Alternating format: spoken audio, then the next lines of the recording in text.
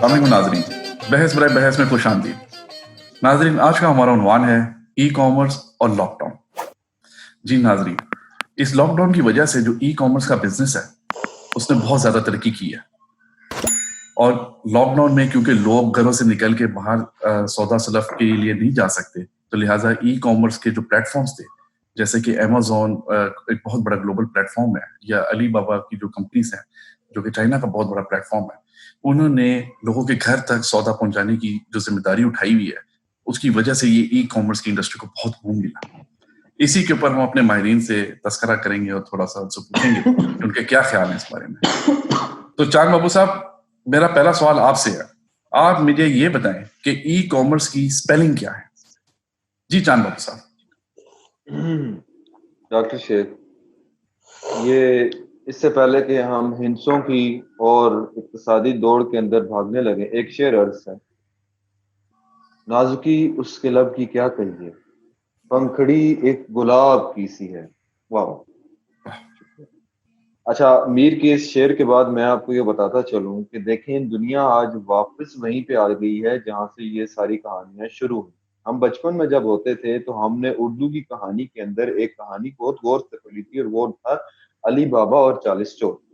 आपने भी नाम लिया, ये जो आजकल का जमाना है इसके अंदर अली बाबा के का क्या तरीकाकार है और किस तरीके से उनके पास इतनी दौलत आ रही। असल में जो इस कहानी की पीछे बुनियाद है वो उस गार से है जो बगदाद के पास थी, और उस गार के अंदर बहुत ढेर सारा खजाना था। अब सवाल ये पैदा होता है कि कैसे ये चीनी लोगों के इस शख्स के पास, जिनका नाम गालिबन जनाब जैक माँ है, उनके पास कैसे पहुंची। देखिए, मंगोलों का 13वीं सदी के अंदर जो बगदाद के ऊपर हमला है, उसके अंदर वहां से ये चलती हुई एक चाबी दर चाबी, वो जो गार का था ना, खुल जा सिम सिम, वो जो एक था वो कान दर कान, जैसे फन हाथ ब हाथ चलता है, ये बात कान दर कान चलते चलते इसके दादा हजूर तक आ पहुंची थी, जैक माँ के।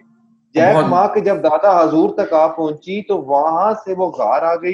अब दूसरी भी जो मिसाल आप दे रहे हैं, जो जिस शख्स का जिक्र कर रहे हैं, वो भी हम अगर आपने हमें मौका दिया, हम उसको भी आपको पूरी नहीं, बस ठीक है। मेरा ख्याल में आपने बहुत अच्छी तरह से एक्सप्लेन किया है कि ई कॉमर्स की स्पेलिंग क्या है और उसका क्या मतलब है। चाचू रैंडम, आपसे मैं सवाल पूछता हूँ कि जिस तरह मगरबी दुनिया मुसलसल ई कॉमर्स के इस्तेमाल से तरक्की कर रही है, आप पाकिस्तान की नौजवान नस्ल को क्या मशवरा देते हैं कि वो किन प्रोसेसेस और किन स्टेप्स को फॉलो करें कि वो ई कॉमर्स के अंदर तरक्की और जो है क्या कहते हैं, तरक्की की बुलंदियां हासिल कर सकें।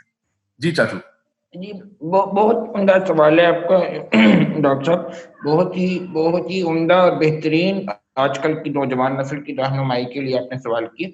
3 मुख्तसर स्टेप्स हैं जो मैं चाहता हूं कि आप लिख लें ताकि सनद रहे, और 3 स्टेप्स मैं आपको बताता हूं कि वो 3 स्टेप्स करेंगे तो ई कॉमर्स के सारे मराहिल तय हो जाएंगे। पहला स्टेप है ये, दूसरा ये, और तीसरा स्टेप ये है।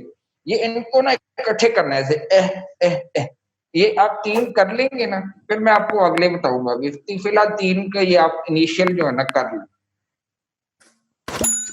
अजीब बात करते हैं चाचू आप भी, ये तो स्टेप में लिख भी नहीं सकता। बहरहाल हम अपने शो को आगे लेके चलते हैं। लिख सकते। कैसे लिखूं मैं स्टेप को? आपने कहा कि ये करे, उसके बाद आप ये करने को कह रहे हैं, इसको मैं लिखूं कैसे? इसको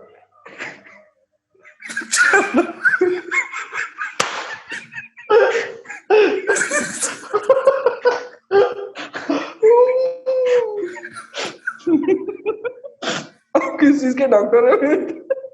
लिखना भी आता। मैंने रिकॉर्डिंग बंद नहीं की, मैं ये रिकॉर्ड कर रहा हूँ। चार बाबू साहब, ये आप रिकॉर्ड हो रहे हैं यहाँ पे, आपको बहुत हंसी आती है। हमारी आप मेरे सवाल का जवाब दें, आप मेरे सवाल का ये जवाब दें कि ये जो मगरबी दुनिया, ये जो मगरबी, ये इसके अलावा नहीं हो सकता। मैंने करके देख लिया, इसके अलावा मैंने पहले ये वाला किया था, इससे नहीं हुआ, तो ये मैंने इसलिए पहले ये बनाया है कि इससे होता है। मैंने तरक्की की है इतनी, आप आगे से बातें कर रहे थे। देखिए, असल में हम बहुत संजीदा किस्म के आदमी हैं। हम आज तक कभी इस तरीके से आराम से नहीं हंसे, लेकिन ये जो चाचू हैं, ये बहुत ही कोई अजीब किस्म के गैर माकूल आदमी है कि ये बोले भी तो हमें हंसी आ जाती है। हम वैसे इतने आराम से हंसने वाले हैं नहीं। अच्छा असल में चलिए, मैं आपको बताता हूँ। आप मेरे सवाल का जवाब दें। चांद बाबू साहब, मुझे ये बताएं कि मगरबी दुनिया जो कि मुसलसल तरक्की कर रही है ई कॉमर्स के ऊपर, उसके पीछे छुपी वो क्या रेसिपी है या वो क्या खुफिया राज है जिसकी वजह से वो तरक्की कर रहे हैं? और आप क्या कहते हैं कि हम अगर उन स्टेप्स पे फॉलो करें तो भी तरक्की कर सकते हैं कि नहीं?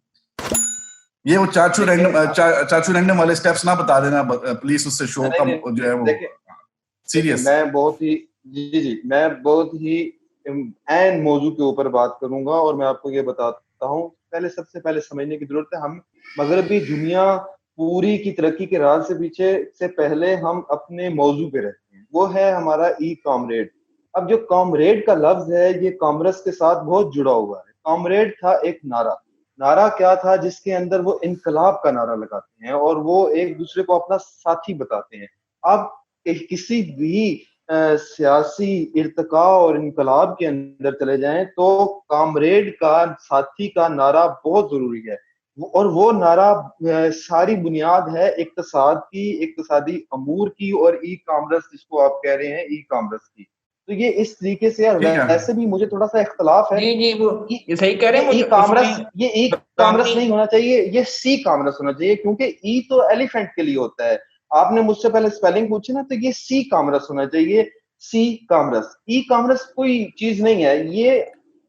ये दुनिया की सतह के ऊपर ये एहतजाज और ये इस्लाह मैं रिकॉर्ड ठीक है, करा रहा हूँ मैं आपकी मुख्तलिफ सजेशन मुख्तलिफ पैमानों के ऊपर, और बिल्कुल सही आपसे है। भी मेरी ये मैं दरख्वास्त आपकी है सजेशन कि यूएन सी में कामर्स। दायर कर देता हूँ। मैं यूएन में पिटीशन दायर जी कर देता हूँ जो आपकी सजेशन है। चाचू रैंडम, आखिरी सवाल आपसे करूंगा। मुझे ये बताएं कि जेफ बेजोस जो कि अमेजोन के मालिक हैं, तो कोई इतना सा मेरा ख्याल में गैप रह गया है और दुनिया के पहले ट्रिलियन डॉलर आदमी बनने वाले हैं। पहले ट्रिलियन डॉलर आदमी, यानी वो वाहिद शख्स होंगे जिनके पास ट्रिलियन डॉलर की का माल आ जाएगा, या उनकी उनकी दौलत होगी उनकी। तो आप किस तरह देखते हैं, हम यहाँ कहाँ खड़े हुए हैं और हम कितने कितने साल और लगेंगे हमें वहां तक जाने में? जी चाचू साहब। जी, मैंने अभी चेक किया, मेरे असिस्टेंट ने बताया इतना सा फासला नहीं है, फासला इतना सा है। तो है हम्म। अभी 2026 तक की उन्होंने बात की हुई कि 2026 तक उनके ऑस्ट्रेलियन डॉलर आ जाएंगे। लेकिन वो बात ये है कि उन बहुत से लोग ऐसे भी हैं जो बताते नहीं है उनके पास कितने पैसे हैं। जैसे मतलब बिल गेट्स नहीं बताता कि उसके पास कितने पैसे हैं। झूठा आदमी है एक नंबर का, लोगों को उसने इंजेक्शन लगाने हैं। दूसरी बात ये है कि ये मलक रियाज हो गए अपने, ये भी नहीं बताते। वो तो अलग बात है कि वो तोड़-फोड़ वाला सीन जो है देख लें, कितनी कुछ सस्ती किस्म की बात है। लेकिन बात ये है कि लोग बताते नहीं हैं ताकि को टैक्स शैक्स ना देने पड़ जाएँ और उस तरह की कहानियाँ होती हैं। अमेज़न की जो आपने बात की ना, अमेज़न के जंगल में अभी रिसेंटली आग लगी है, वहाँ पे माया एंजेलो रहती थी। माया एंजेलो का नाम सुना है आपने?